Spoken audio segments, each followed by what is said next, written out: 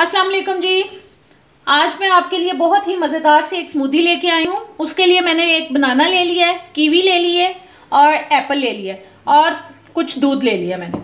अब इसको मैं जग में डाल के शेकर में और इसको शेक कर लेंगे अच्छा सा।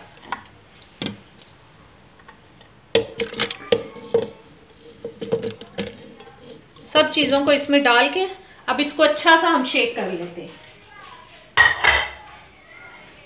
चलें जी, अब इसको शेक कर लेते हैं जी। ये हो चुकी है हमारी मज़ेदार सी स्मूदी रेडी। अब इसको ग्लास में निकाल लेते हैं। ये देखें कितनी अच्छी सी स्मूदी बन गई है। ये बहुत ही मज़े की होती है और बहुत ही अच्छी लगेगी आपको। अब मेरे चैनल को जल्दी से लाइक करें, शेयर करें और सब्सक्राइब करें और बेल के बटन को दबा दें ताकि नई रेसिपीज़ का नोटिफिकेशन आप तक आता रहे। उम्मीद करती हूँ आपको पसंद आएगी। बस इसके ऊपर आप मिंट लीव्स लगाएं और इसको एंजॉय करें, बहुत मज़ा आएगा आपको। इजाज़त दें, अल्लाह हाफिज़।